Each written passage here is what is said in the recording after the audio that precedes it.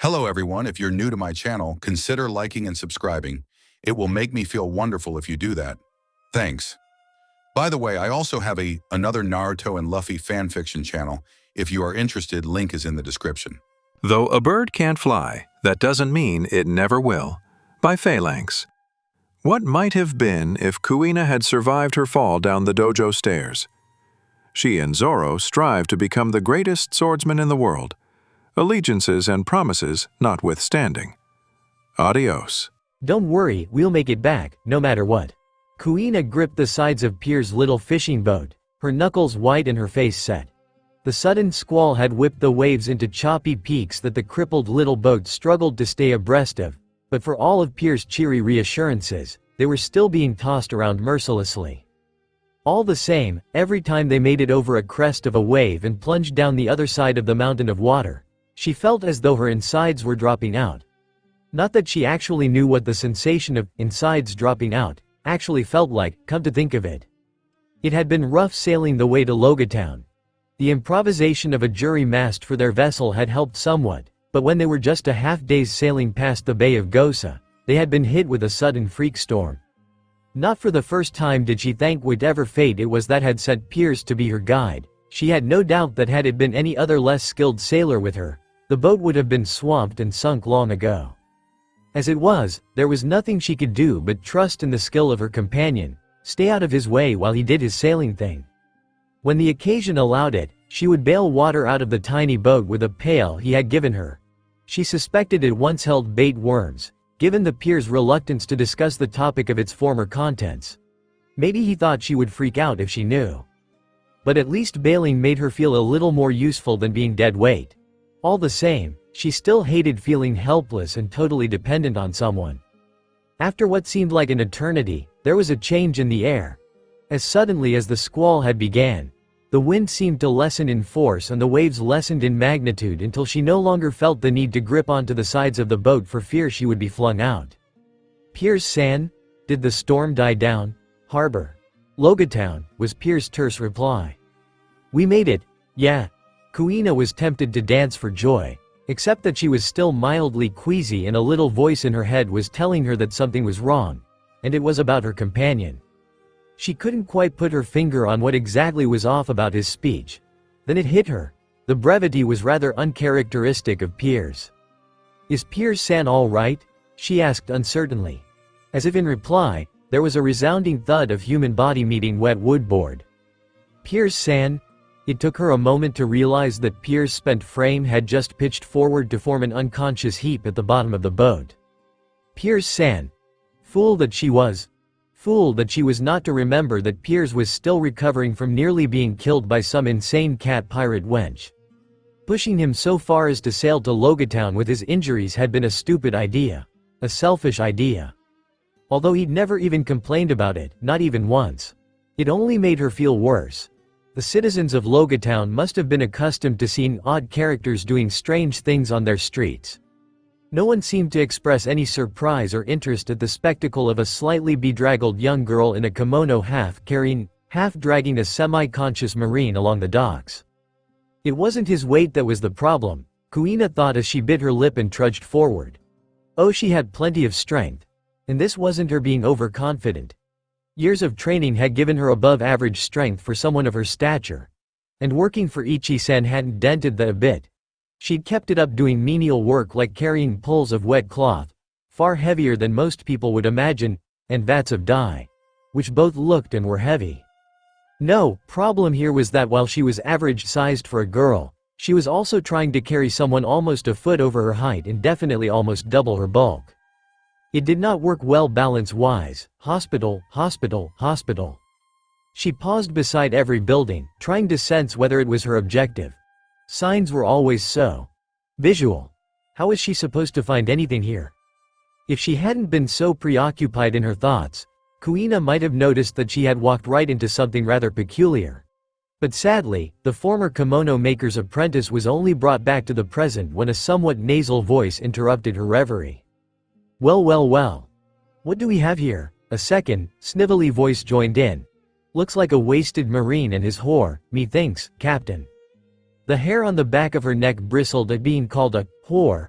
For a moment she almost forgot herself and nearly flew in a rage at the offender. With great difficulty, she held herself back.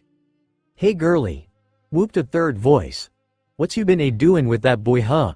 He looks all tuckered out." More body laughter. Kuina feel hear her face flush despite herself. Scratch that. Kuina now wanted to, at the very least, make it so that that particular individual would never be celebrating Father's Day in the foreseeable future. Temper. No, it would not do any good losing her head now. Piers needed medical attention, and as much as she would like to teach those louts a lesson, it would have only been an exercise in vindictiveness. She didn't need to be part of that. One of the men, smelling strongly of rum, had, judging from the sound, stepped in front of her. "Why don't you just ditch that blue and come with us, honey? We're in need of a good time." Oh great. One of those. She really didn't want to fight at the moment, but indications were that she was going to have to if she were to remain unmolested. All the same, and more out of respect for Ichi-san's teachings more than anything, she tried the soft way first then. "Let me pass, please. I need to find a doctor for my friend." The snivelly voice started mimicking her immediately. "Ooh, please let me pass." "Friend of a Marine, is it?" the other said threateningly. "Such a shame, seeing that being pirates and all, and we don't like Marines." In hindsight, she could have chosen her words better. At this point she decided that diplomacy was overrated. And since it was overrated she was going to be needing both her hands.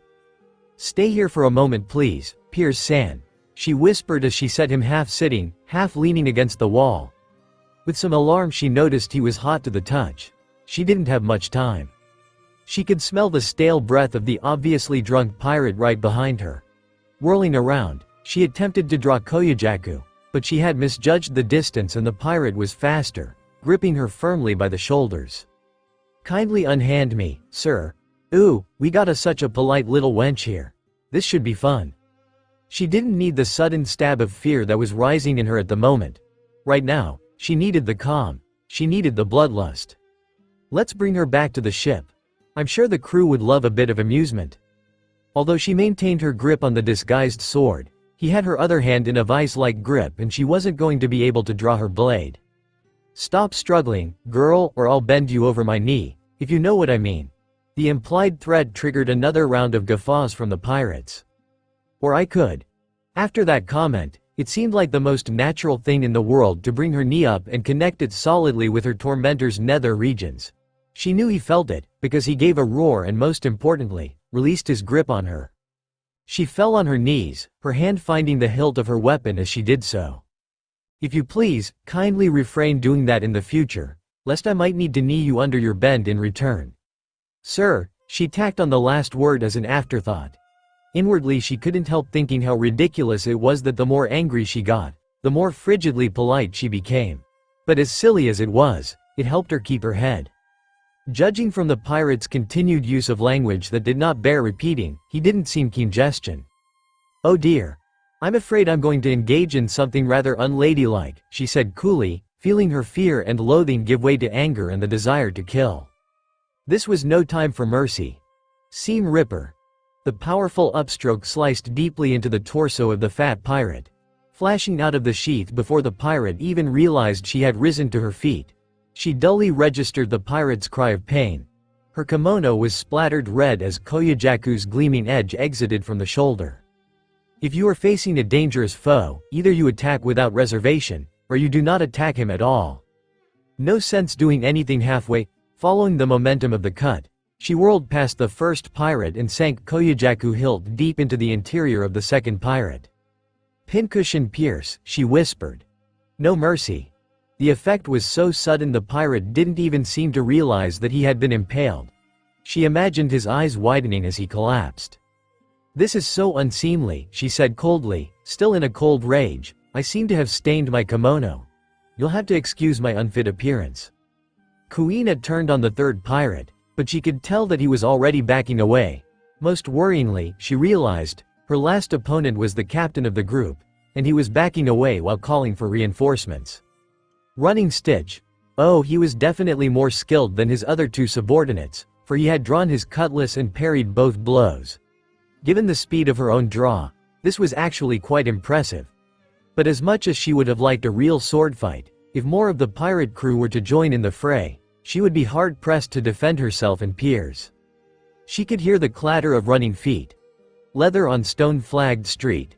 Sandals scraping against stone. At least 10 more men, coming to her opponent's aid. They must have been looting and pillaging the town. She could hear screams and smell the smoke of burning fires. All the while she was matching blades with the captain. He was skilled, she decided.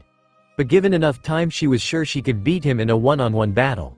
But problem was, she wouldn't have enough time before the pirate reinforcements converged on her. No time for fear. Parry, parry, cut, thrust. The pirate captain's movements were beginning to flail wildly. He knew that the fight wasn't going well for him. She pressed harder. The smell of burning smoke filled her nostrils. The shouts of the rapidly approaching pirates were louder now. Fending off a particularly desperate attack from her opponent, she launched into a counter that brought the tip of her weapon slashing across the pirate's face. He dodged, but not quickly enough. She felt something just cut. It felt like hair. "My mustache!" howled the captain in fury. "My beautiful moose Targe!" Livid with anger, he screeched to his men who had just arrived. "Shoot her."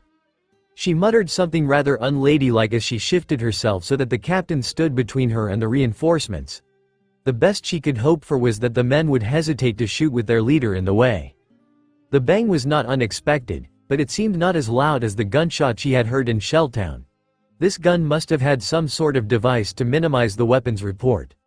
All the same, she felt the red-hot metal press against her skin, tearing through the fine cloth of her, now decidedly ruined, kimono. "You idiots, you nearly hit me." The captain wasn't pleased, not at all. Blood dripped down her arm where the bullet had skimmed through her flesh. It was a superficial wound, but that didn't mean it didn't hurt. She controlled her breathing with some effort. Now was not the time to show pain or fear. The smoke was getting so thick it was choking. Then abruptly, a voice, deep, slightly guttural and definitely imposing, broke the pattern. "There you are, Toshigi." The voice, definitely belonging to a man, sounded exasperated and mildly surprised. "So that's what you were up to? Why are you all dressed up like that anyway?" She froze. Had a pirate snuck up behind her? But that was a rather odd way to speak to one's captain. Or was he talking to her? And why was there so much smoke? Without waiting for an answer, the newcomer turned to address the pirates. "Hey, which one of you is the boss?" "Who the hell are you?" scowled the demustached captain menacingly. Unfazed, the new arrival continued. "Are you the scoundrel known as Monkey D. Luffy?" Kuina almost dropped her sword on hearing this. "Him? Monkey D. Luffy?" she squeaked. She was promptly ignored by both the newcomer and the pirates. "Let's see how powerful you are, since you're stupid enough to show your ugly mug in my town." "You have to be joking." The captain seemed to be having a bad hiccup. Get him." Kuina gripped her koyajaku and prepared for battle. If she could defeat Monkey D. Luffy, maybe she could barter Zoro's freedom. A sudden hush fell upon the docks. The pirate crew had been stopped in their tracks by the sight of something. Somehow she doubted it was her and her shikomizu. As it turned out, it was not. The man behind her was radiating a chilling aura of darkness. For a wild, fleeting moment, she had a mental glimpse of the depths of the ocean. Then, everything exploded into a cloud of thick, suffocating smoke. Roronoa Zoro could never have been called a ladies' man. Not that he was a misogynist, but women in general for him could be divided into 3 categories. Harmless and not annoying. Most women in general, dangerous and annoying. The manipulative Nami was a prime example. And dangerous but worthy of respect, Kuina, although when he first met her, she might have been in the annoying category. No, unlike the love cook, he had no standard reaction of melting into a puddle of goo on seeing a particularly attractive woman. Oh, he acknowledged their attractiveness, but it had nothing to do with his goal in life, and that was that. All the same, when a harmless and not annoying girl was being menaced by 2 pirates, he wasn't going to stand idly by. The bespectacled woman in question today was standing the middle of the street and being menaced by 2 men. Pirates by the look of them. The crowd was watching in some sort of morbid fascination, but none of them seemed to be coming to her aid. "Seems like that monster isn't with you today, girlie. That boss of yours put our captain in the slammer," growled the pirate. "Now we can't sail to the Grand Line." Smoker-san isn't a monster, protested the girl. I've got an idea. Let's send you back to him in pieces. Then he'll know our dream of sailing the Grand Line was destroyed because of him. 2 armed pirates against an unarmed girl. Not honorable at all. Zoro scowled as he unwedged his hibaki and prepared to jump into the fray. There was a lightning quick movement. The sharp twang of steel blade against steel and then flesh. And an overwhelming sense of déjà vu. A scabbard fell to the ground. The girl had taken out those 2 in the time it had taken for the object to fall after being unsheathed midair. Correction number 1. Girl wasn't unarmed after all. Correction number 2. Girl wasn't harmless and not annoying, but dangerous but worthy of respect. A murmur of appreciation rippled through the crowd. It seemed that they too were in awe of her prowess. Until she tripped and fell. Something slid to a stop at his feet. Bending down, he saw they were the pair of glasses. The same pair, in fact, that the girl was desperately patting the ground in search of. "Are you looking for these?" he asked, proffering the eyewear to her helpfully. "Thank you," said girl in relief. It was then when he got a good look at her face. "Kuina, excuse me?" Zoro steadied himself. Wait, no, there was no vestige of any burn scars on her face. And the way she held herself was all wrong. Besides, glasses. Kuina was blind, she wouldn't wear glasses. Glasses. Oh. Crap. In his shock he had involuntarily clenched his fist, with the glasses still in it. And that was mopping the floor in a marine base. To pay for the glasses he had broken while musing about how uncanny that 2 women who looked so alike should be so alike. It was, in short, amazing. When the smoke cleared, the pirates had been tied into a miserable huddle on the docks. "That's amazing," Kuina couldn't help saying. "You just defeated Straw Hat Luffy without even trying." "Are you blind or just stupid?" barked the smoke man. "How can these miserable be Luffy? If these sorry rats are worth 30 million belly, it's the end of the world." Slightly affronted, Kuina mentally filed away the information that Straw Hat Luffy was worth 30 million before considering her next answer. There were a dozen possible answers to what the smokeman had just said, but she was willing to wager that the one she gave would be one he wasn't expecting. "Actually, sir." She lifted her hanging bangs so he could see her eyes. "I am blind." She didn't need eyes to tell that Smokeman had done a double take at this. There was a long awkward silence. Kuina got the impression that Smokeman was scrutinizing her, somewhat disbelievingly. Finally, he spoke again. "I seem to have mistaken you for someone else. You'll have to disregard what I said earlier, miss. No offense meant." Then under his breath, he muttered, "Where has that ditzy girl run off to?" Another long pause. Did the pirates do that too? It took her a moment to realize he meant Piers, who was still unconscious and laid to the side. "Well, it was a pirate, but not these ones," Kuina said as she hurried over to Piers' aid. "All the same, he needs medical attention, sir. I don't suppose you could help." As if in response, Smokeman strode over and hefted Piers over his shoulder as if the poor boy was a sack of potatoes. "He's a Marine. Marine HQ Infirmary will take care of him," he grunted. "Thank you. Don't thank me, it's my job. You're a Marine, sir?" "Captain Smoker." A voice interrupted them. The pattering sound of feet as 2 more men ran up. "You've apprehended Monkey D. Luffy?" No, both Smokeman, Captain Smoker, and the other man, who was obviously also Marine, said simultaneously. The Marine could be heard rustling some papers. "That's Captain Gary, of the Crescent Moon Pirates." "Oh well, pop them in the slammer, will you?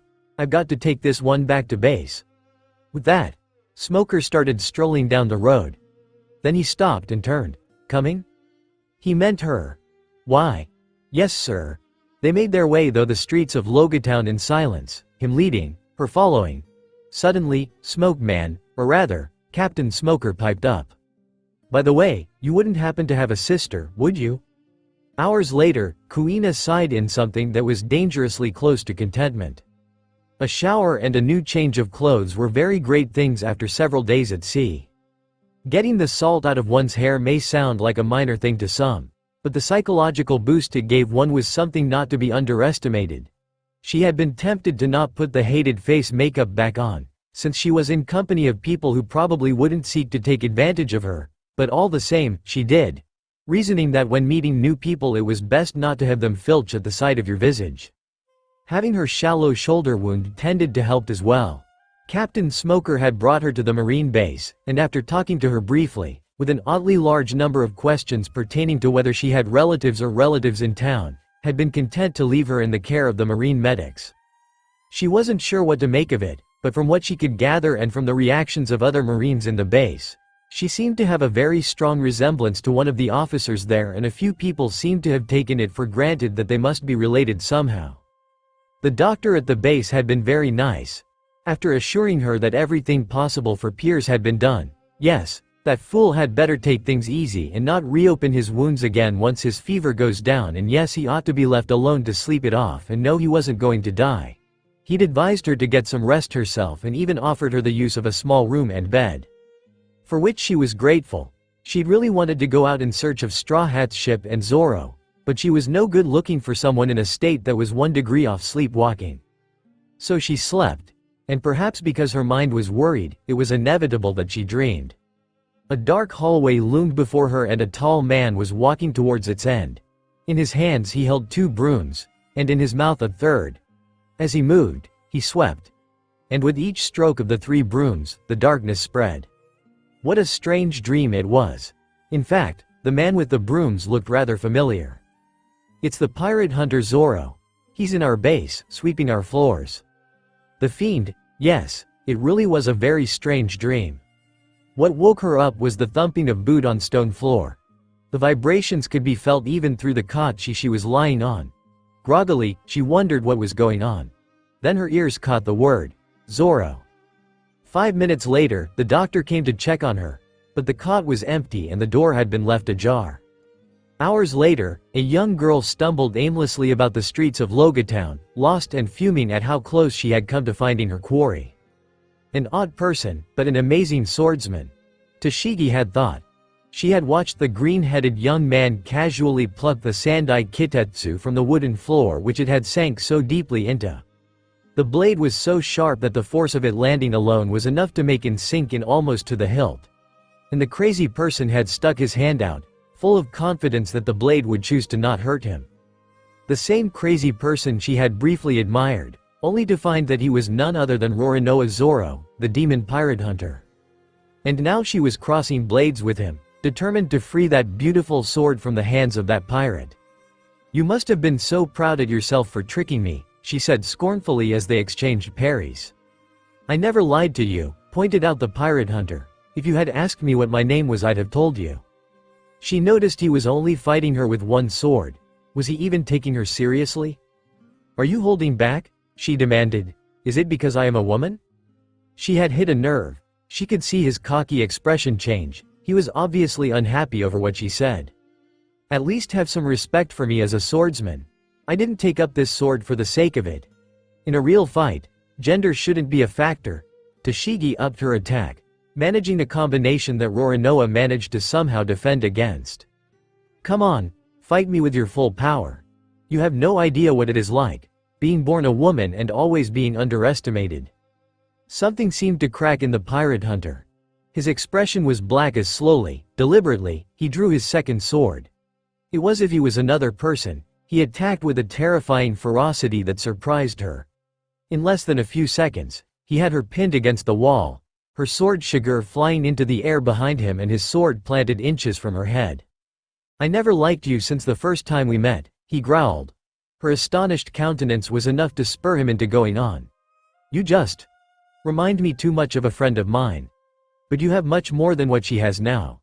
And you've wasted it. Instead of pushing yourself to be stronger, all you can do is imitate her style of talking and even her sword style." This was getting ridiculous. What a cruel thing to say, she spat. "I've never imitated anyone and I was like this since the day I was born." He pulled back, sheathing his swords in disdain. "Whatever. Just know that no matter what happens, only one person will be taking this sword from me, and it's not you. Zoro-kun." She could see the arrogant countenance drop as her opponent froze. She heard him mutter. He turned. She couldn't see it very clearly, but there, standing with ears burning, was a woman clad in a kimono of gray silk. Zoro-kun. After several hours of wandering through the street, she had finally found him. How exactly she had finally found him she wasn't sure, but it had been his raised voice that had drawn her to. It had been years since they had been in the company of each other. Both had known that this moment was bound to happen, but neither of them had ever imagined that it would take place the way it did. On the rain-lashed streets of Logatown, with an angry warrant officer and a squad of Marines looking on. Not exactly the ideal reunion. Zoro was gaping at her, while she just stood there, trying desperately to remember the words that she had rehearsed in her head a dozen times. Zoro, Kuina began again, but with a lightning-quick movement, Zoro had darted over, grabbed her hand and was pulling her along the cobbled streets. "Sorry Kuina, but we need to get out of here," he said as she found herself running to keep up with him. "I'll explain everything when we get back to my ship." Behind them, the stunned Marines were beginning to recover their powers of locomotion and were mobilizing after them. "Zoro," Kuina said desperately, not liking the unfamiliar sensation of becoming a fugitive from the law. "I know all about what happened in Shelltown and Straw Hat. You don't have to." "Good." She could feel him flash a rare smile. "Should have known you were up to speed as usual. That makes things easier. Don't worry, Luffy'll be more than happy to have you along." She did not like where this was going. "Zoro, you don't have to do this." "Of course I do. I'm a pirate, and you've been seen with me. You'll get in trouble otherwise." "That's not what I meant, Zoro. That Straw Hat took advantage of you. You don't have to keep on being a pirate." Overhead, the thunder rolled as Zoro slowed into a stunned stop. "What? A promise made under duress is not a promise. You don't have to honor it," Kuina pleaded with him. "Come away with me. We'll clear things up with the Marines and—" "You want me to go back on my word and desert my captain?" There was an ominous tone to his voice that stopped her in her tracks. "Zoro, he's a pirate. You're not like them." "You mean I wasn't?" Zoro released his grip on her hand. "Maybe we don't know what each of us are like now," he said coldly. For the first time, there was tension between them. It was as if two friends had met each other after a long absence, and found themselves strangers instead. But she wasn't about to let him go without a fight. "Zoro-kun. Please," she could feel his mood soften a little. "I am sorry, Kuina.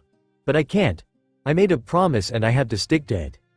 She was devastated. How was it possible this Straw Hat Luffy could have exerted so much influence over Zoro that he'd willingly go with the man over her? What kind of diabolical manipulator of men was he? Was it some form of hypnosis? Or mind control?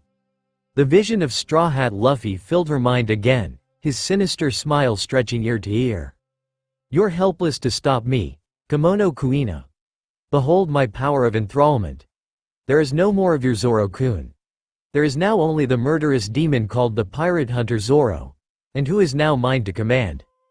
With that, the image of Straw Hat Luffy threw his head up and laughed. It was an evil laugh. "Ah-ha-ha. A-h-o-o-h-o-o ha-ha-ha." With a start she realized her mind had drifted. "We need to move. The Marines are coming," Zoro said, more gruffly than she'd ever heard him. "You coming?" The gulf between them was widening. In her mind flashed images of her earlier encounter with the pirates she had almost thought were Straw Hat Luffy's crew. Looting, pillaging and wanton violence. For but a turn of fate's wheel, it could have been them. She could feel the bruises from where the fat pirate had gripped her shoulder. The sting of where the bullet had torn through her arm still burned. She remembered the casual way they had flung threats at her and peers, to live amongst such people. No, she couldn't bring herself to stoop to that level. Not even to be there for Zoro. Zoro, why? There was no need for Zoro to ask her to be more specific on what she meant, he knew. Because when a man gives his word, he keeps it. "Can't you make an exception?" He did not hesitate in his answer. "If I break my word once, what's to stop me from breaking it again? Which promise would I break next then? My promise to become the greatest swordsman in the world?" Zoro brandished her white katana furiously. "My promise to carry this sword. My promise to you?" He had her there. "You are right. I apologize. I should not have asked such a thing of you," she admitted. The gulf was now an ever-widening chasm, and they were standing on opposite sides. He nodded and turned to flee. "Then, I guess this is goodbye, Kuina."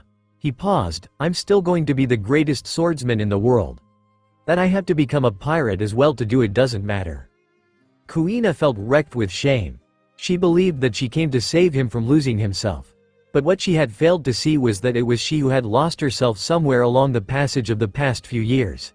Here she was, like a sappy nosy woman, chasing after her childhood rival out of pure sentimentality instead of her own dream, forgetting that the main bond between them had been the sacred promise of crossing swords and little else.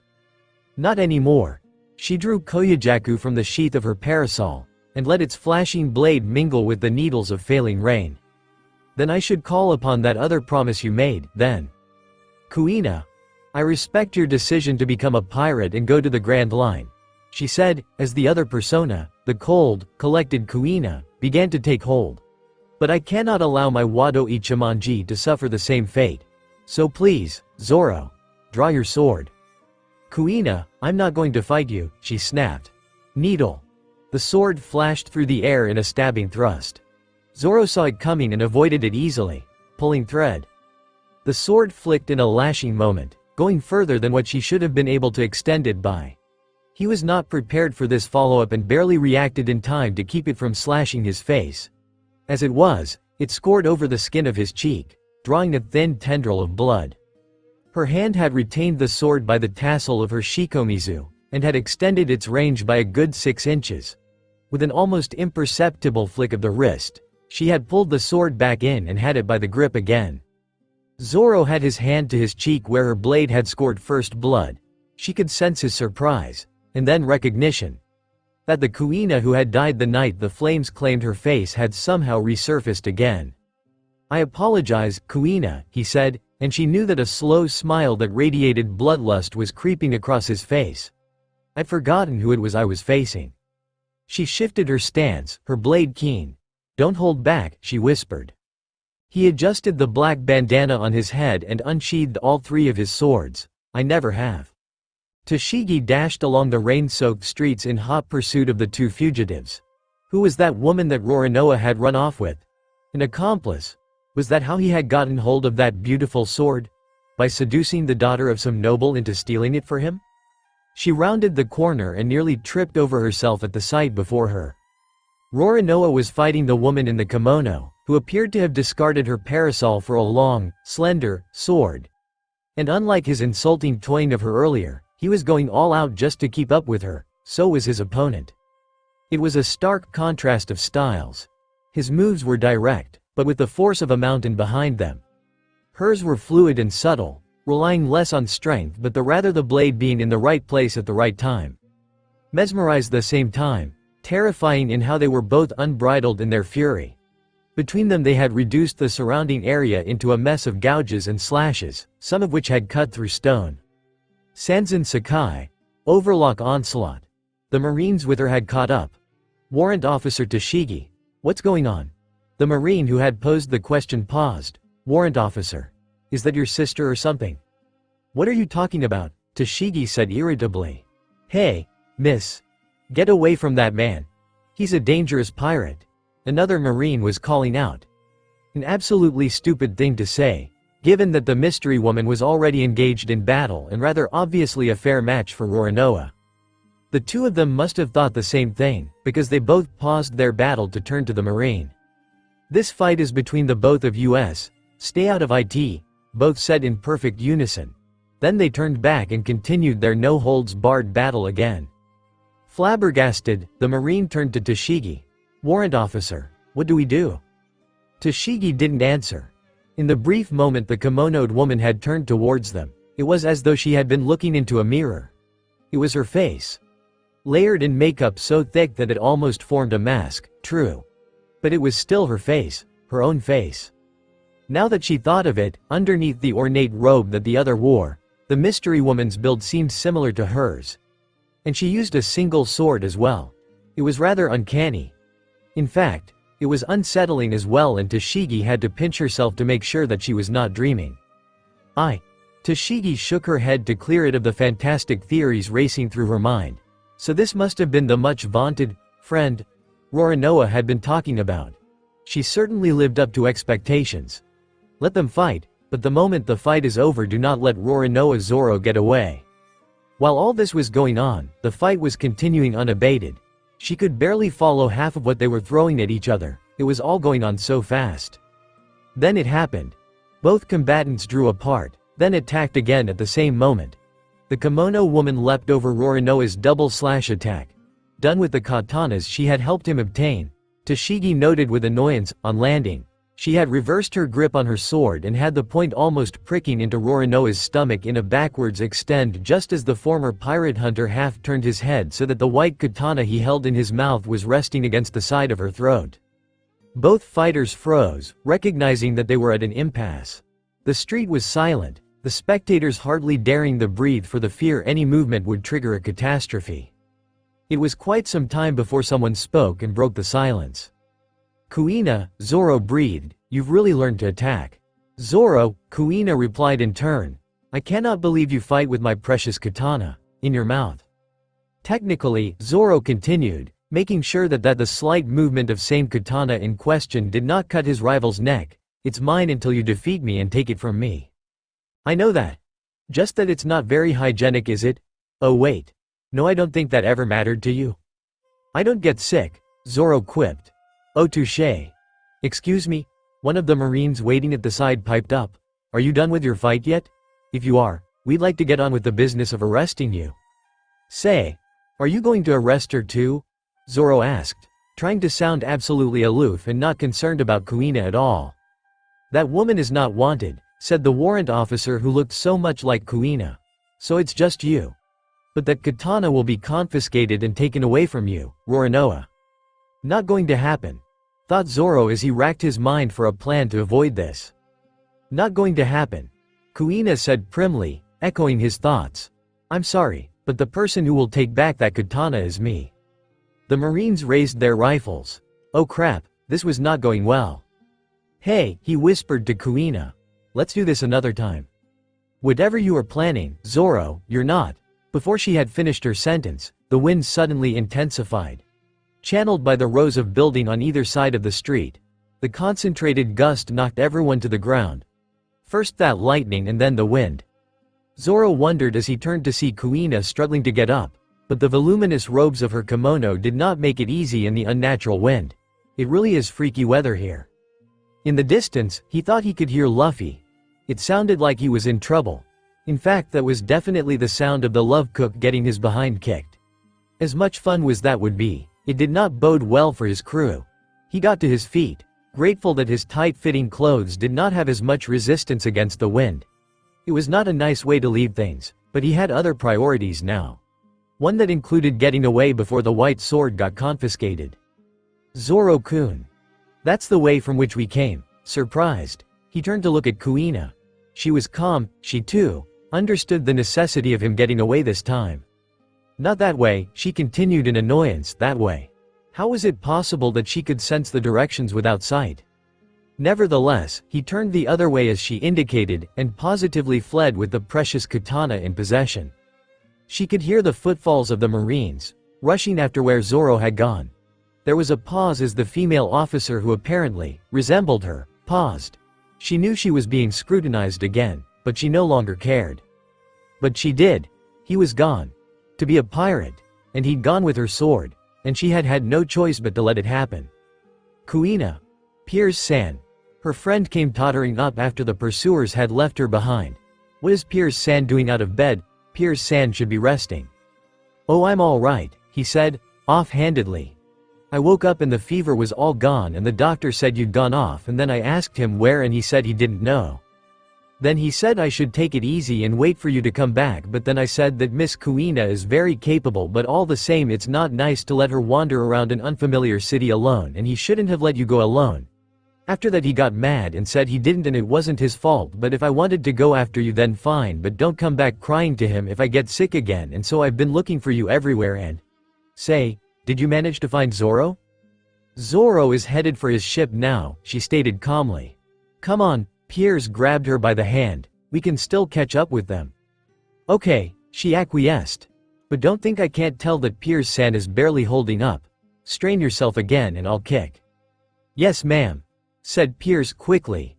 The Going Mary fought through the waves, her navigator guiding her out of danger. On her decks she carried her preciously cargo of the 5 members of the Straw Hat crew, one of whom, a swordsman who was busy stowing away the anchor. Zoro? Who is that? Usopp, who had been on lookout duty, suddenly asked. The crew whirled around to stare at the apparition that had appeared at the waterside where they had just left. The wind was howling, but even it could not drown the shrill cry, "Zoro!" Shit! Zoro couldn't help blurting, as he recognized the kimono-wearing pursuer. "Zoro!" The cry echoed over the waves. For someone small her voice could really carry. "Zoro, you bastard! What the hell did you do to this woman this time?"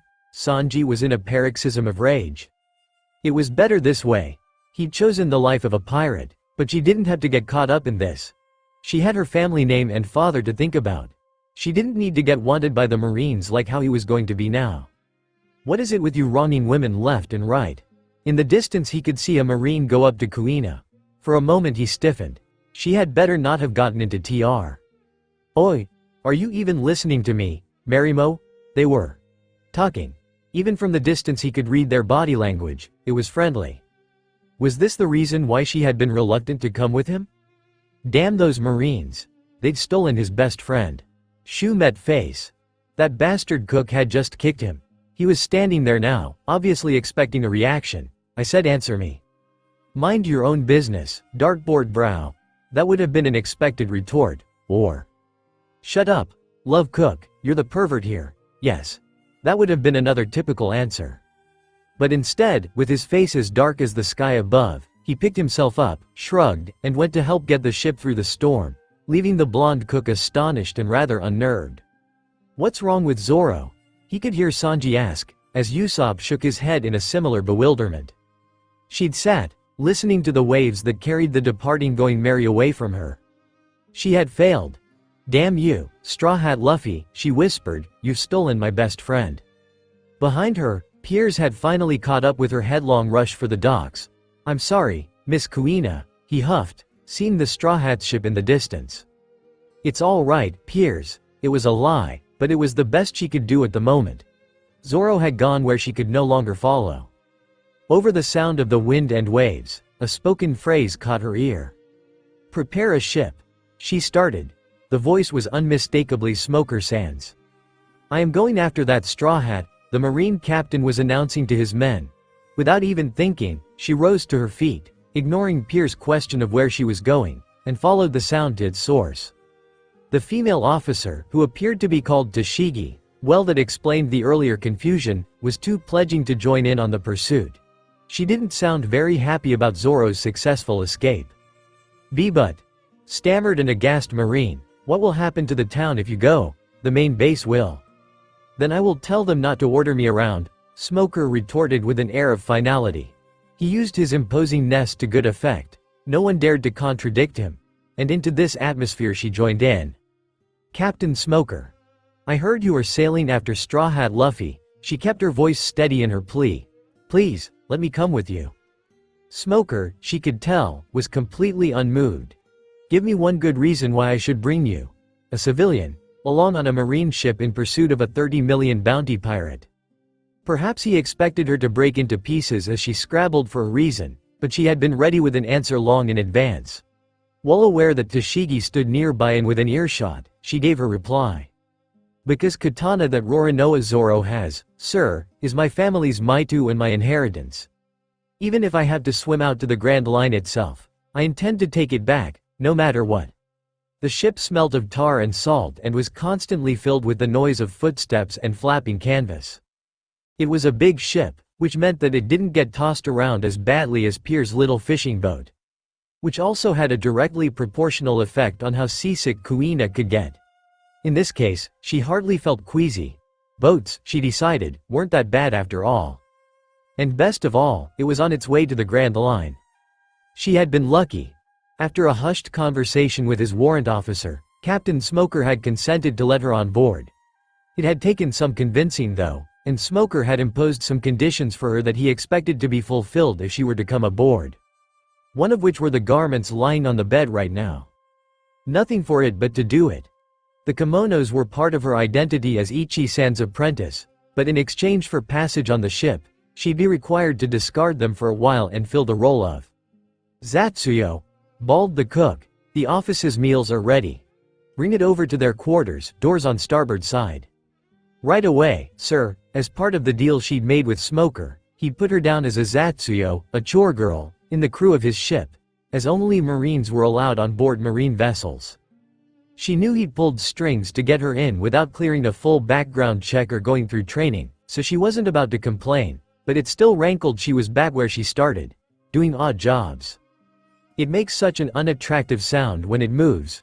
Ichi-san's words came back to taunt her. After being used to wearing kimonos and variations of kimonos, it felt odd to be in shirt and slacks again. She pulled the marine cap closer over her face to hide her eyes and the now rather obvious scarring that dominated her face. Her makeup hadn't been considered suitable for her new role, so she had to go without it.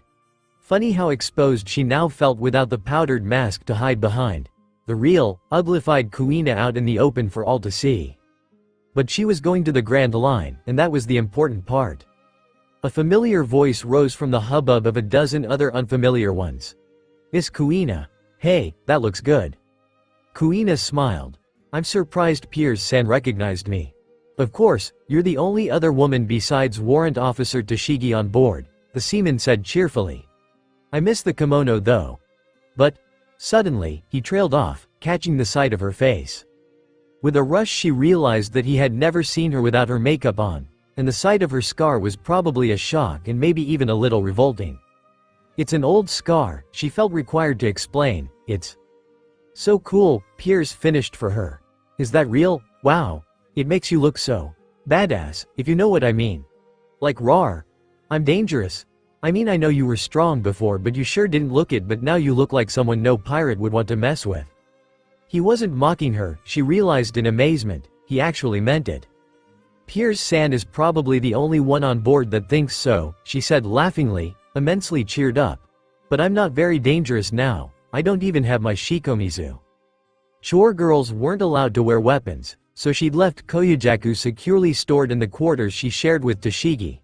It was almost unheard of for someone of her rank to get this treatment, but perhaps because she was female and it was obviously out of the question for her to share quarters with the men, so in with Toshigi she went. Here, let me carry that for you. Don't be ridiculous, Piers-san, it's my job, she said, but I appreciate the gesture. Doesn't Piers-san have duties to do? Well, they're trying to figure out what jobs I'm supposed to do, Piers-san said. I think they are giving me third watch to handle so I'm actually off duty now. Course, I'd have preferred to be on the same watch as you. But guess Captain Smoker didn't have time to sort that out. Pierre's addition to Smoker's crew had been significantly simpler than hers. Back in Logatown, after informing Kuina of his conditions, he turned and fixed an eye on Piers, who had been standing behind her. So, you're under the Shelltown division, are you? Seaman Piers, first class, sir, Piers said as he saluted, palms inwards in classic marine fashion. Under Commander Ripper, sir. Smoker had surveyed him for a moment before he made his decision. Not anymore. You're being transferred to Logatown. I'll handle the official paperwork later. If you have any belongings I'd expect to see you in them on the ship in an hour. And that was how Piers had ended up on Smoker's ship, and leaving the East Blue for the Grand Line. I'm sorry I got Piers-san caught up in this, Kuina said as they made their way onto the deck. Of course not, don't be silly. This is great, I get to go sailing the Grand Line, and see all sorts of amazing ships. This brig is a beauty too, and I've never gotten to sail on one of these before. Piers began to talk very animatedly about ships and their designs, and although over most of it flew over her head Kuina smiled and nodded. And then look at that rudder, it's one of those new designs, they're supposed to be 20% more effective than the old make. And the bowsprit. Say, where are we headed anyway? With no small amount of horror, Kuina realized that she had pulled a Zoro. Piers-san, she whispered urgently to her friend, which side of the ship is starboard? It was time for the third watch to take over the ship. Chore girls, however, seemed to be required to work at all watches, so by the end of the day, Kuina felt extremely exhausted, and extremely discouraged. The physical work seemed easy enough, but being a fish out of the water made her a burden to everyone.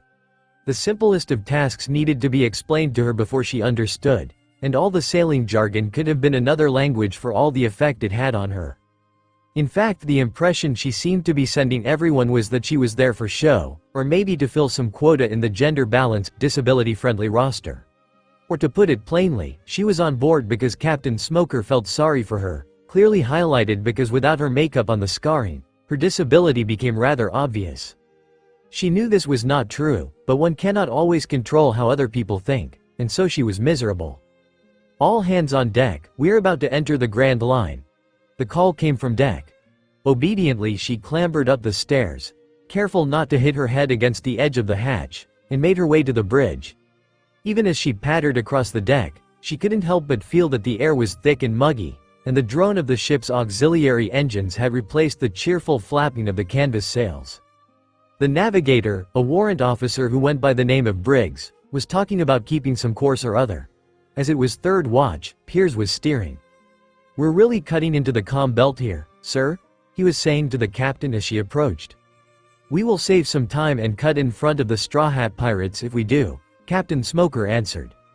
"Those pirates will have to take the reverse mountain to enter the Grand Line, but being Marines, we have better options." "Right, sir," Piers sounded troubled. "It's just that I grew up hereabouts, and my pops always said that it was a bad idea to go anywhere near this part of the comm belt because of this one sea cane." "Seaman Piers," Warrant Officer Briggs interrupted frigidly, "whatever your pops thinks or says is of no concern to the Marines. I have given you a course, stick to it." Not being much of a rebel against authority, the seaman was easily cowed. "Why? Yes, sir." Piers continued steering, his very silence an indication of his real reaction. Kuina scowled at Briggs secretly. He really was insufferable, that man. When she had to serve him meals he pretty much ignored her and never even acknowledged her presence with a thank you or anything. Then Briggs' nizzing tone. "Oh yes, I forgot. You newbies have never been to the Grand Line, have you?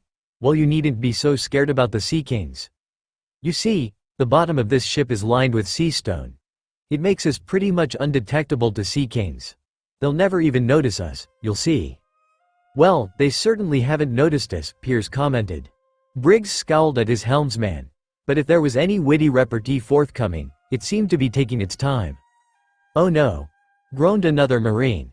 "I think it's mating." The ship shuddered, and the air was filled with the bellows of the very happy Sea King. The Marine was right, and that Sea King was probably engaging in that particular activity.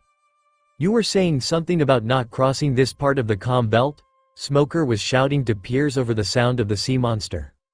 "Oh that? Yeah. My pops used to say that there was a really big white sea king here called Dobie Mick," Piers replied, having to raise his voice to be heard as well. "I think it's this same one that we're stuck here on top of." For the last 6 hours, Warrant Officer Tashigi noted pointedly. Kuina had to admit that she had never expected to be on a marine ship which in the process of crossing the comm belt, had been unexpectedly lifted high up into the air. And she had certainly never imagined that it would be because a sea king that had been swimming underneath them had decided to surface just at that moment. And that particular sea king would be so big that the ship would have barely been a speck in its eye. As Piers had said, it simply hadn't noticed them perched on the top of its head, at all. For some reason she was seized by an uncontrollable urge to break out laughing. She'd been told that the comm belt was a breeding ground for sea kings, but she certainly never thought she'd be in for a front seat show of the breeding process itself. Captain Smoker, however, seemed to have had enough and got to his feet, despite the shuddering of the marine vessel. "We've wasted enough time," he said grimly, turning to them. "I'm going to put an end to this." He then paused before advising, "I would hold on to something." A whoosh of smoke and he was gone. Tashigi, who was the most familiar with Smoker's methods, immediately hit the deck. "What do you suppose began Kuina, when the Sea King gave a sudden roar of pain. The marine vessel shuddered even more violently. "He didn't," Briggs said in disbelief. "He did," Piers replied in an impressed tone. "Captain Smoker!" shrieked Tashigi in consternation as the ship began falling. Kuina was too terrified to emit any kind of sound or think of anything constructive, other than she must have been sailing under the only captain in the 4 seas who would think that punching a giant sea monster in the eye was a viable solution to any kind of problem. Meanwhile, at the foot of the reverse mountain, Monkey D. Luffy, the captain of the Going Merry, was busily engaged in the activity of punching a giant whale named Laboon in the eye. "We're still alive," Toshigi breathed in relief. "Of course we are," grunted Smoker, who had rematerialized on deck. By some miracle, the ship had landed upright, and other than a few cracked ribs and bruises, it seemed that they had gotten away with it marginally casualty-free. "Now let's get out of here," Smoker commanded. Officer Briggs seemed too shaky to stand, but Seaman Piers had already scrambled to his feet and manned the wheel. Aye, sir, they were going to get out of the comm belt, finally, thought Toshigi as she forced herself to her feet, and shook her head at her captain. He was so reckless sometimes. Miss Zatsuyo, the girl they had brought along from Logatown, immediately jumped to attention. "Go get the doctor and let him know we need his services on deck," Toshigi commanded. She tried not to sound harsh or rude, but her tone carried through more curtly than expected. Toshigi was annoyed at herself. She'd promised herself that she would not be unfair or give the girl any undue attention despite the girl's connection to her nemesis. Or because of the girl's striking resemblance to her own self. It did not help that Kuina herself seemed more comfortable around Toshigi than the other way around.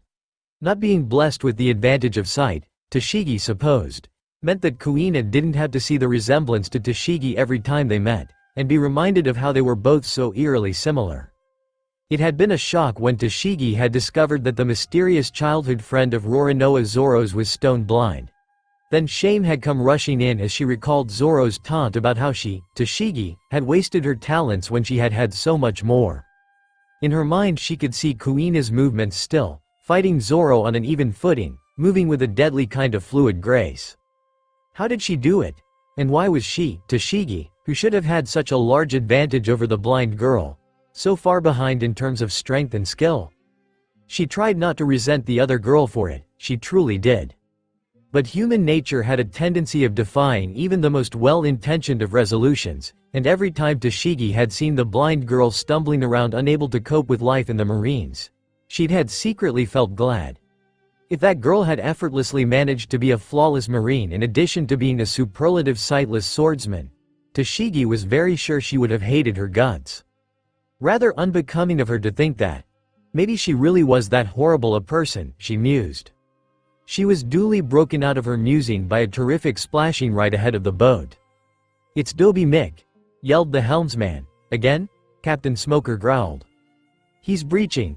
Perhaps goaded by the pain in its eye, the giant white sea king was frantically swimming and launching itself into the air. It was a sight to behold. There are very few people who have ever witnessed a sea monster the size of a marine base jumping clear out of the water and back in again. There is a good reason for that. Mainly because a sea monster that large jumping in the calm waters of the calm belt is bound to leave an impact. An impact in the form of ripples. To emphasize, very large ripples, which in comparison to the size of the ship, could be called a several stories tall wave that would make any normal person on a boat wet their pants. And not with seawater, although perhaps the salt composition would be similar. While it can be said that the Marines, being made of sterner stuff, tend to hold up a bit better especially in the pants department, it does not automatically preclude the odd one from indulging in a bit of A. Panic, B. Fear, C. Irrationality, or D. All of the above. In this case, one opted for option D. "Turn back," hollered Briggs in a panic. "We need to outrun that wave." Even Toshigi could tell that it was futile. The wave was going to reach them long before they'd be able to turn the ship about. The monstrous wave of water was going to meet their little brig head on and probably smash it into smithereens. And they would all be killed and drowned. "Turn hard to port," bellowed Briggs to the helmsman. "Turn." Seaman Piers seemed about to obey, but then suddenly shook his head and to everyone's surprise, continued guiding the ship towards the giant wave. "Are you trying to kill us all?" bawled Briggs. Piers looked deathly afraid, but shook his head determinedly. "No use turning, sir. We can't outrun it, and if we get hit broadside we'll capsize for sure. Our best bet is to face it head on and ride the wave." "I ordered you to turn," began Briggs again. "Drop the sea anchor," the helmsman called out, ignoring the navigator's blustering. "This is insubordination, court-martial. We need all the stability we can get or we'll pitch pole." "Get off the wheel." Briggs attempted to take the wheel by force.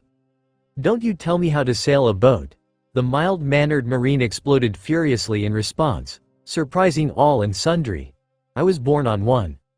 Very clever irrelevant argument, but it seemed enough make the panicky officer back off. Somewhere in the recesses of Tashigi's mind, she knew the newcomer was right. She was about to run for the sea anchor's lashings, but Captain Smoker had already beaten her to it. He was dropping the sea anchor into the water even as she saw the giant slope of water touch the bow of the ship. Hold on to something, she screamed as her gloved hands secured a death grip on the railing. The marine ship started riding up the side of the steep slope of the water, pitching its contents and passengers crazily backwards. It was riding at an impossible angle. They were halfway up. Now they were 3/4 of the way. Far too steep. Tashigi realized in horror. Far too steep. They were going to pitch and fall backwards off the wave and like the sailor had feared, and pitch pole onto their own mast. Then over the swelling roar of the wave, she heard the sound of the engines roaring to life. In disbelief she saw the boat trudge forward, cutting through the tip of the wave. She held on for dear life as the top of the wave washed over the deck, momentarily encasing everything in a rush of salt water. She continued holding on for dear life as the water cleared and she saw the prow slide crazily down the other side of the giant wave. She felt her jaw snap shut as they met the bottom of the trough with a jarring slam. And glory, oh glory, only smaller waves in the wake of the first ripple that they could easily crest. They had made it. They had survived. All around her, stunned Marines were getting to their feet and releasing their handholds. They too seemed amazed to be alive. The hatch swung open, and Tashigi could see the heads of the chore girl and the ship's doctor peek out. Seaman Piers, his moment of bravery over, shakily let go of the wheel and sat down hard on the wooden floor, as if having a difficult time believing what they'd accomplished. At that particular moment Tashigi felt she could have almost kissed the man, for there was no doubt he had saved all their lives. But before anyone could raise a cheer, Tashigi suddenly realized what was wrong with their current picture. "Where's Captain Smoker?" she said slowly. As if in delayed response, a sailor cried out, "Man overboard." Damn! She had forgotten that their captain was a devil fruit user and thus unable to swim. When that wave had washed over the deck, it would have rendered him powerless and carried him overboard. If Tashigi was the foul-mouthed type, she would have let loose with expletives as she sprinted towards the stern where sailors were frantically gesturing. In the distance she could barely make out the white-jacketed figure sinking rapidly into the waves. She hadn't really contributed much in their whole crossing into the Grand Line so far, but that was about to change. "Hold this," she ordered, passing her sword to the nearest crewman, who happened to be the chore girl. As the bewildered girl took Shigur from her, Tashigi threw off her jacket and dived off the ship, and cut cleanly into the water. With frantic strokes she began to swim. The deck was a hive of activity. "Turn the ship around quick. Get those life-savers and lines ready," hollered Briggs, who finally seemed to have pulled himself back together. In all fairness, once he did he was fairly useful at getting the Marines mobilized. This time, Piers obeyed and turned the ship around with a will. Over there, the lookout was yelling, "It's the warrant officer, and she's got the captain." There was the sound of cheers. Piers snuck a look at Kuina, who was still holding on to Warrant Officer Tashigi's sword. She seemed a little pale, he noted. "Don't worry, Miss Kuina," he sang out. "The worst is over. We'll just head back and pick up Warrant Officer Tashigi and Captain Smoker and get out of this calm belt, and before you know it we'll be in the Grand Line and going after the pirates. It can't get any worse than what we've already been through." "Sea King," yelped the lookout. The ship's doctor, who happened to be the same one from the Logatown base, face palmed. "You had to say it, didn't you, you damned fool?" The approaching monster wasn't the Dobie Mick, but a much smaller sea king which, unlike the former, did notice the presence of two delicious morsels trying to regain the distance between them and their ship. The warrant officer was trying her best to tow her hapless superior, but she was no match. "What are you fools standing around for?" yelled the crotchety old doctor. "Do something to help her. Why, you should all be ashamed to be a man while it's the lady that puts herself in danger. Oh, not you, of course, dearie," he added, turning to Kuina. Many of the Marines, including Piers, scowled. It had been rather clear early on in the voyage that the old doctor was strongly biased towards the fairer SX. "Fire!" hollered Briggs. The Marines were trying to shoot the Sea King with their muskets, but to no avail, as the thing had scales that were too thick to penetrate, and it was still closing upon Tashigi. Laws. Shoot the damn thing in the eyes. Do I have to think of everything here? Complained the doctor as the Marines frantically reloaded their guns. Faster, but they were going to be too late. Dr. San, Kuina said suddenly, am I facing the direction the Sea King is at? Yes, dearie. Thank you very much. The next thing took everyone by surprise. Kuina had taken a few steps back, and had executed a running jump off the ship, Tashigi's sword in her hand, unsheathed. She landed sword first on the sea creature's back. Shigur's blade, freshly sharpened and with the weight of the girl behind it, successfully did what the bullets of the Marines could not do. It pieced the hide and sank deep into the creature's flesh. Kuina slithered all over the slimy scales, but her lack of a good foothold was offset by her firm grip on the embedded katana. The Sea King, not expecting such an attack in anticipation of its easy meal, roared in pain. It might have tried to turn back on itself to face the menace if it had had more time, and it would probably have won easily, but it did not have the chance. It or you, muttered Kuina. The sword was still buried deep in the creature's back, and following the edge of the sword, the blind girl gripped the blade and stroked upwards. Seam splitter. To the amazement of the watching Marines, the Sea King split into two, blood fountained, showering Tashigi and Smoker with the crimson rain. There were murmurs of admiration and disbelief from the ship. How did that Zatsuyo do that? She just killed the Sea King in one stroke. It's impossible. That Sea King was way bigger than the sword. Where did she go? Piers blinked. Kuina had suddenly disappeared from view, sword and all. What happened to Miss Kuina? He asked the doctor, who was watching intently. Lost her footing without the sword and fell into the water, the doctor replied dryly. I imagine she'll surface shortly. Moments passed. Tashigi had grabbed hold of one of the life preservers and was waiting for the Marines to pull her and smoke her up the side of the ship. Still no sign of Kuina. Say, Piers said suddenly, does anyone know if Miss Kuina knows how to swim? Kuina. The bratty little upstart was at it again. Yeah, said Kuina, who had been taking a break by the stream and was annoyed to find that Zoro had been tailing her with a pair of shinai in hand. You challenge me to a duel. Again. I know, it is Tuesday, after all. It was rather cute the way the moss-headed boy turned red and indignant. This time, I'm gonna beat you, annoying, but cute. They took their positions on the rocks that spanned the stream. Below them, the water flowed to form a fairly deep pool, its dark green depths tempting in grip of the summer heat. It took her precisely 2 hits to make Zoro lose his balance and topple into the water with a neat splash. Weak again, she rubbed it in unmercifully and clumsy. Stick to flat Grollboy, however, was thrashing around in the water in a panic. Too deep, I'm dro. There was a gurgling sound as his head went under the water. The older girl paused for a while, trying to gauge if the boy was pulling her leg, then shrugged and hopped in. Seconds later she had the younger boy by the collar and was holding him, or his head at least, above the water. And you can't even swim? Did you even think about what would happen if, once you lost and fell in? Her tone was mocking as she towed the boy, sullen after his display of fear, towards the bank. Zoro pouted. I wasn't going to fall in, he asserted. Besides, it's not like you can swim either.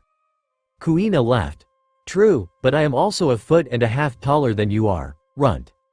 To emphasize, she lifted the short little boy onto the bankside.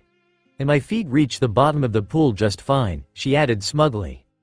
She knew she should have let go of the sword and freed her hand to swim, but its significance and the thought of what Warrant Officer Tashigi would say if she'd lost it kept it clenched in her hand. She had thought she could swim. At least, she had tried before, once or twice, in the little stream pool near the dojo when she was a little child. It should have been the same, but somehow the knowledge that the bottom was fathoms deep and filled with sea kings, and that she couldn't just stop and stand up with her feet against the bottom when she felt tired, affected her. Her movements wouldn't coordinate, and she was panicking. Now she was trashing in the water, trying to get back to the surface, but the bulk of the Sea King was blocking her way. And worst of all, she couldn't tell which way the surface was. In the water, sound traveled differently. It was loud, yet it seemed to come from everywhere at once, effectively robbing her of her sense of direction. She was running out of air. Involuntarily she gasped. Cold salt water rushed into her windpipe, triggering another spasm of panic trashing. I am going to drown, she realized. Zoro's face flashed before her. Then her father's.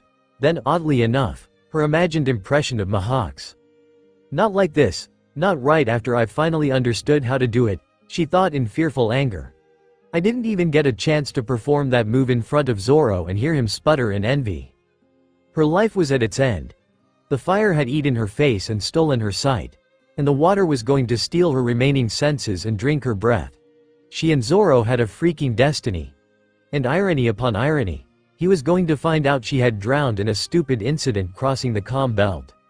I can't die, I am not letting that Marimo head become the greatest swordsman in the world unchallenged.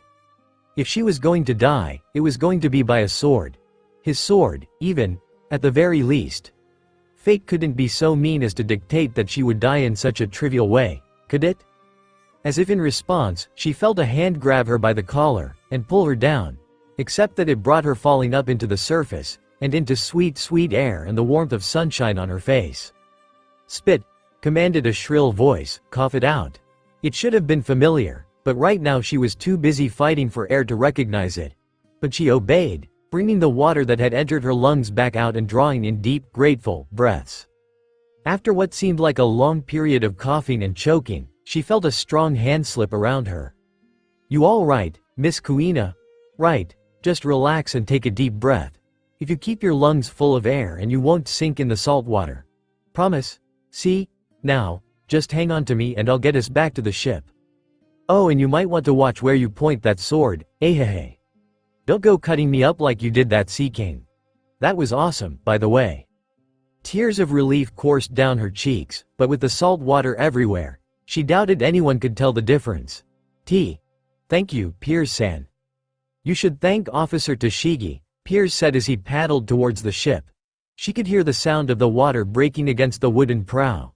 She tied Captain Smoker to the line and went back for you and kept you up before I could jump in and take over. I didn't know she was such a good swimmer, she's usually so clumsy. Don't tell her I said that last bit, will you? Kuina started. That was Toshigi's voice that she had heard at first. She must have tightened her grip involuntarily, because Piers immediately tried to reassure her that he wasn't going to let her drown and she could let go a little or she might end up strangling him accidentally. My pops used to say it was bad luck for sailors to learn how to swim, but good thing I didn't listen to him on that bit. I always said to him, what would I do then if I fell off the boat then, and how else was I going to free dive for oysters and clams? Anyway, it's impossible to live by the sea and not learn how to swim, right? Anyway, it's kinda of a good thing to know how if you travel on the ocean a lot. Maybe it might help if you learned. I'm not much of a swimmer, Kuina admitted, inwardly wondering how he managed to keep up the patter and swim with her clinging to him like a drowned rat. And all at the same time. Well, if she could see, she might have noted that Piers' ears had turned very red suddenly. I could teach you. Well, I guess. I mean, if you really wanted to. Before she could answer, an interruption in the form of a buoy and line plopped in front of them. And the conversation was rapidly forgotten as they focused their attention on getting out of the water, into the ship, and out of the calm belt. Back on the deck, Captain Smoker, having recovered from his dunking, was observing the proceedings with a thoughtful look on his face. Are you sure you are quite all right, Captain Smoker? His second-in-command was asking. You worried too much, Toshigi, he replied, reaching for a cigar to light, only to remember they had all been soaked and probably wouldn't ignite. He tossed the sodden wad away, which hit Briggs in the face, much to everyone's delight. With great strides, he moved across the deck to where the Marine he had poached from Commander Ripper was helping the scarred-faced chore girl to her feet. He clapped a hand on the shoulder of the unsuspecting seaman. Seaman Piers. Earlier, you disobeyed a direct order from your superior officer, Warrant Officer Briggs, did you not? The startled Marine began stammering. Why? Yes, Captain S. Smoker, sir. And chose a course of action that nearly resulted in your captain drowning. Behind him, he could hear the sound of some of the other crewmen, and even Toshigi, protesting in his defense. Only the sound of the doctor's snort and Briggs' smug, HMMPH, contrasted. By doing so, you saved all our lives. Well done. The Marine had been bracing for the worst, and the astonishment that replaced it made his already large eyes look even larger. Briggs, on the other hand, was trying very hard not to scowl. "Keep it up. You can't go through your life relying on other people to tell you what to do. Make your own decisions. Choose your own path, and your own justice." Piers looked about to faint at the praise. "Yes, sir," he managed to say in awe. "As for you," Smoker turned to the chore girl, who still held Tashigi's sword in her grasp, "you are now a Marine recruit. You can't stumble around like an ignorant landlubber forever, and I expect you to learn your Marine time knowledge quickly. If you succeed, I'll promote you to seaman." The corner of his lip twitched. "I can't have the fighting abilities of my men upstaged by a mere Zatsuyo." The girl blushed, but kept her poise. "Thank you, Captain Smoker, sir," she said with a little bow. He wasn't quite done yet. "Oh Tashigi," he said, turning to his right-hand woman, "good work." His second-in-command looked ridiculously happy and stammered her thanks, then promptly tripped and fell over. Smoker sighed. "Let's get out of here," he said to the replacement Helmsy. Traversed the rest of the comm belt without incident. In the women's quarters, Kuina had changed into her new uniform. It still wasn't a kimono, but at least it felt a little bit more dignified than chore girl. She wondered how high she had to rise the ranks before she was allowed to wear pretty much whatever she wanted, like Tashigi and Smoker did. Then she grinned at how ridiculous it was that she was considering promotion just so she could change her attire. How ridiculously vain. Zoro would have loved to make fun of her for that. It still made her frown to think of Zoro. He was a pirate now, and she had, without even intending to, become a Marine. On top of their rivalry, they were now by that very definition, sworn enemies. And yet, she knew she still worried about him, and when they finally met up she wasn't sure she wanted to see his reaction to it. Stupid girl, she scolded herself, plopping herself down on her bunk. He doesn't worry about you this way. Stop trying to care and get your family sword back. On her bed was Koyajaku. She had been trying to fashion a new sheath for it, reasoning that the delicate parasol housing was not appropriate for the outfit of a Marine. No, that went with the kimono, and she would not use it until she had the freedom to wear one again. Next to Koyajaku was Warrant Officer Tashiji's sword, Shigur, which she had prepared for cleaning. It was a beautiful katana. Slightly longer than her own Wado, and with an intriguing star-shaped guard and ornate sheath. It had been so long since she had wielded a true katana. For that one moment, when she had fought the Sea King, she'd felt invincible. She had split the giant sea monster in half. Ever since the Barati incident where Mihawk had cut the mast of Pier's little boat into two, she had surmised that perhaps, just perhaps, he hadn't been trying to kill them. In fact, she suspected that he had been feeling charitable, and was indirectly trying to show her how she could move forward. It was a demonstration of a skill she had yet to, but needed to learn. The power to cut an entire battleship in half. With the right touch, a sword was no longer a thing-cutting tool. It was a guide. A platform to project an intangible something she couldn't describe. Something sharper than a blade's edge, something stronger than fire-folded steel, yet more subtle than a breath of air. In her practices, she had secretly tried to emulate what he had done, but without success.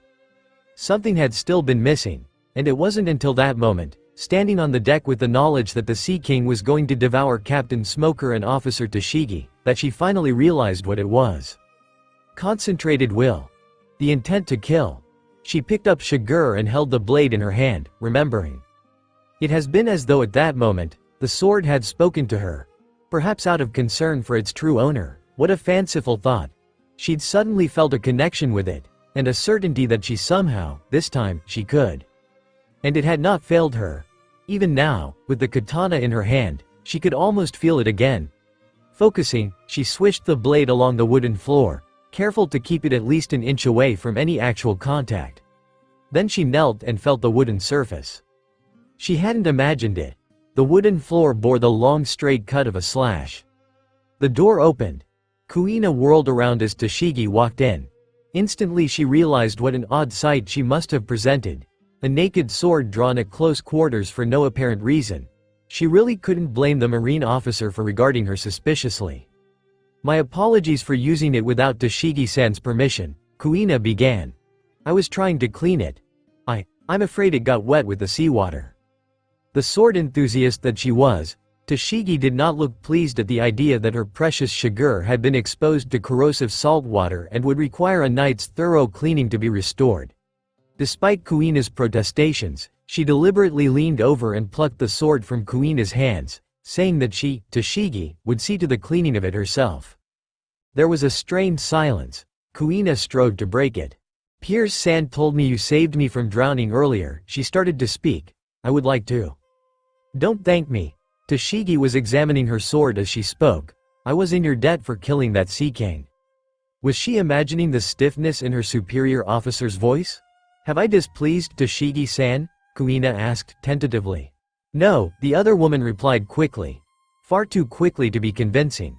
I'm just tired, that's all. It's been a long day. Excuse me. The door slammed, leaving a Kuina who was trying to make sense of it all behind. Could it have been her unauthorized use of the warrant officer's sword? Maybe. She tried to imagine what it would have been like Toshigi had been messing around with her koyajaku.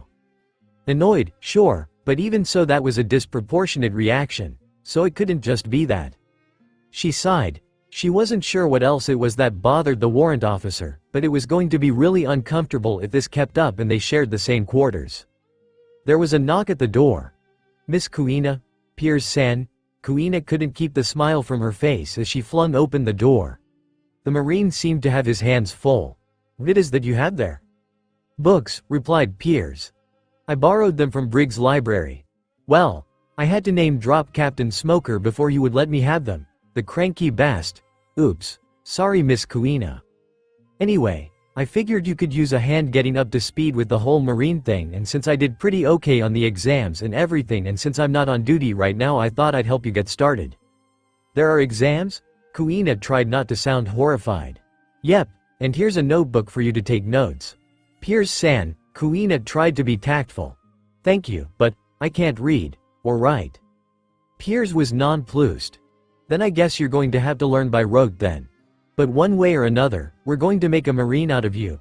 She knew he was flashing his infectiously wide grin. Kuina grinned back and surrendered to her fate.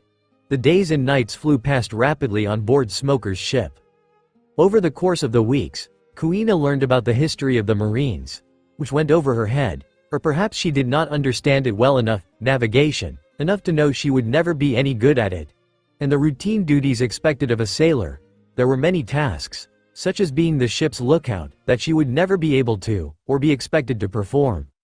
She also learned of philosophy of justice, and politics, the delicate balance of powers that held sway over the world they lived in. She learned of the world government, the nobles, the organized chaos that was the Four Yonku, and the uneasy amalgamation of all of the above in the form of the Shichibukai, or the warlords of the sea. Most of all, she learned that the most important attribute one needed to rise in the ranks of the Marines was not related to how good a sailor one was, but rather, how much fighting ability one had. So that was how Hawkeye's Mihawk had done it, she had thought. A pirate so feared that the world government had to tempt him to their side, lest he become an even more fearsome opponent on the side of the lawless. Perhaps someday she would meet him again. And cross swords with him, even. Just to take the wind out of Zoro's sails, she thought wickedly. The most practical and interesting subject among the lot was geography. But it was a different kind of geography than what she was used to. Back home, any geography she knew had to do with the layout of the land. But this was the layout of the sea. From currents and tides and winds, to hidden reefs and dangerous shoals. The land was only a blank mass, the only point of interest being whether the shores could be landed on, and if they were any good for restocking or trade. It was an entirely on things. So we cut through the calm belt here and entered the Grand Line at this point. The log pose will point us to the closest island, and then we'll be able to trace a route from there. Log pose. Piers proceeded to explain about the magnetic device that all travelers on the Grand Line used. It seemed bizarre to her, but the Grand Line in general seemed bizarre, so she simply shrugged and accepted it. All right. Exercise for you. What's the next island we are going to arrive at? Kuina tried not to look dismayed. Given the Marine's easygoing demeanor, she never would have thought that he could have been such a slave driver when it came to lessons. Air. She began, trying her best to trace the route on the map. It had been fortunate that the map was engraved, not inked, and her fingers could make out the contours. Cactus. The letters took form beneath her fingers, Cactus Island. Piers was grinning. You got it, Miss Kuina. What's a cactus? You've never seen one before? No, Piers-san. Well, it's a kind of plant. It looks kind of like a small bush, except that it's kind of thick and fleshy. It's got water and jelly inside. And it doesn't have branches. Or leaves. And it's green and it's got spikes all over it. And the stem's kinda soft instead of woody. And they aren't bushy at all. He paused self-consciously. Okay. Maybe they don't look like small bushes at all. But they tend to grow in desert islands. Is Cactus Island a desert island? Never been there, so can't say, but we're going to find out soon, 'cause we'll be landing there in a few hours. It sounds like it will be an interesting experience, said Kuina. They had had no idea then, how interesting it would really be. This was not how it should have been. The flames burned merrily on the surface of the water. The Marines on board Smoker's ship were stunned at what greeted them as they sailed through the mist into the port of what was supposed to be their first island of the Grand Line. The town of Whiskey Peak should have been there, nestled in the cove of Cactus Island. Instead they found wreckage strewn all along the water's surface, and the remains of a mast still protruding from the water. What remained of the town was half-collapsed buildings, and bodies were strewn everywhere. Random fires were still merrily burning in the background. What did this? Toshigi breathed at last. Do you really need to guess? Smoker grunted as he exhaled between cigars. Toshigi knew the answer. They all knew, but none of them voiced their convictions just yet. No, not without confirmation. Procedure kicked in and the Marines were ordered to fan out and search for survivors and/or remaining threats. It wasn't long before they ran into one of the former. It was a woman, and she had to be half supported by the Marine who had discovered her cowering under a section of roof. What happened to this town? Smoker asked her, as the another Marine rushed for the doctor. The woman looked up at him, with shell-shocked eyes, and spoke. It was pirates. There was a collective murmur amongst the Marines in response. The first one. He was a demon wielding 3 blades. Toshigi and Kuina simultaneously stiffened at hearing this. Single-handedly took down 100 of our men. Then the other pirate with him wiped us out and destroyed our town. Smoker's eyes were narrowed. This pirate, did he have a name? Yes, the survivor said slowly, shuddering at the memory. His name was Straw Hat Luffy. Smoker stood in silence for a moment, before exhaling another puff of smoke in a manner reminiscent of a sigh. So much for cutting in ahead of them.